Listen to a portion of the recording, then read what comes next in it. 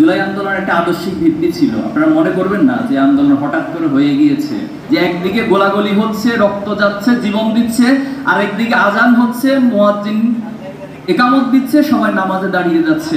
কোথায় পেয়েছে এই শক্তি? সেখানে আজকের প্রবন্ধে জুলাইয়ের প্রত্যাশা, প্রাপ্তি এবং করণীয় বিষয়ে চমৎকার তথ্য উপাত্তর ভিত্তিতে নিয়ে এসেছেন। বিগত সময়ে ফ্যাসিস্ট আমলের ঘটনার প্রবাহগুলো এবং জুলাই আন্দোলন, কোটা আন্দোলন থেকে শুরু করে এক দফা আন্দোলন এবং ফতেহ গণকবর পর্যন্ত চমৎকারভাবে তথ্যগুলো নিয়ে এসেছেন এবং কিছু প্রত্যাশা প্রাপ্তির কথা বলেছেন। আমি সবগুলোর সাথেই একমত পোষণ করছি এবং খুবই চমৎকার হয়েছে সেগুলো।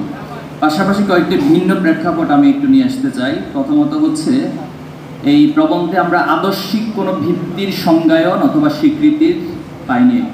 জুলাই আন্দোলন একটা আদর্শিক ভিত্তি ছিল। আপনারা মনে করবেন না যে আন্দোলন হঠাৎ করে হয়ে গিয়েছে, অথবা কোটার জন্য একটা দেশের, রাষ্ট্রের সকল শ্রেণী পেশার মানুষ জীবন দিতে নামে, এটা পৃথিবীর কোথাও হয়নি। এখানে একটা আদর্শিক ভিত্তি ছিল। সবচেয়ে বড় যে ভিত্তিটা ছিল, এখানে ন্যায়ের পক্ষে সবাই অবস্থান নিয়েছে, বৈষম্যের বিরুদ্ধে সবাই অবস্থান নিয়েছে, জালেমের বিপক্ষে, মাজলুমের পক্ষে সবাই অবস্থান নিয়েছে। এই বিষয়গুলোর আদর্শিক সংজ্ঞায়ন প্রয়োজন।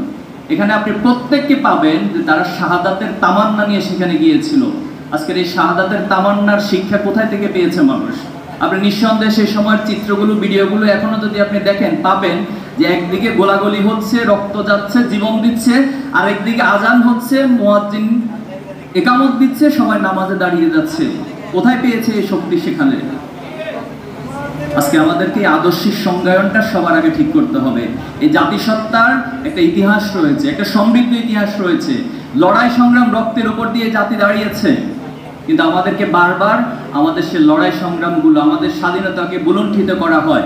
একটা শ্রেণী পেশা এখানে দাঁড়িয়ে যায়, একটা বুর্জোয়া শ্রেণী এখানে দাঁড়িয়ে যায়, কিছু ব্যক্তি তাদের পুরাতন স্ট্রাকচার দিয়ে আবার ফ্যাসিজম কায়েম করে, আবার রক্ত দিয়ে আবার ফ্যাসিজম কায়েম করে।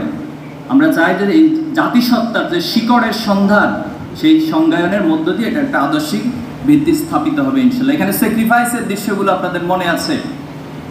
একজন ভাই শহীদ হয়ে যাচ্ছেন, আরেকজন শহীদ হবেন, এরপরও তিনি ওনাকে কোলে করে নিয়ে এসে হসপিটালে নিয়ে যাচ্ছেন। তিনি জানেন যে হসপিটালে গেলে ওনাকে গ্রেপ্তার করবেন, এরপরও তিনি গিয়েছেন। সেখানে যখন আমরা লড়াই সংগ্রামে লিপ্ত ছিলাম, পানি নিয়ে আসা হয়েছে, খাবার নিয়ে আসা হয়েছে, খুবই সামান্য, কিন্তু তিনি নিজে না খেয়ে বলা হয়েছে আমার অপর ভাইকে দিন।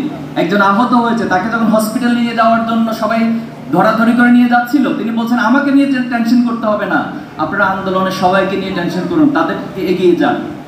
এটা তো আমাদেরকে ইসলামী আন্দোলনের, ইসলামের ইতিহাসের জিহাদের কথাগুলো স্মরণ করিয়ে দেয়। পানি নিয়ে আসা হয়, একজন আরেকজনকে স্যাক্রিফাইস করতে করতে সবাই শহীদ হয়ে যায়। এই আদর্শিক ভিত্তির বিষয়গুলো আমি রাজনৈতিক নেতৃবৃন্দ সহ আজকের এই প্রবন্ধের প্রতি আমি অনুরোধ করবো। সেকেন্ড যে বিষয়টা বলবো, এই আন্দোলন শিক্ষার্থীদের দ্বারা শুরু হয়েছে, এটা নিয়ে আমাদের কারো কোনো সন্দেহ নাই। যদিও শিক্ষার্থী শুরু হয়েছে, পরবর্তীতে সবাই সেখানে অংশ নিয়েছে, কিন্তু আজকে শিক্ষা ব্যবস্থা এবং শিক্ষার্থীদের জন্য কি উদ্যোগ নিয়েছে সরকার? কোনো উদ্যোগ নেয়নি। একটি এতগুলো সংস্কার কমিশন হয়েছে, একটা শিক্ষা সংস্কার কমিশন গঠন করা হয় নাই।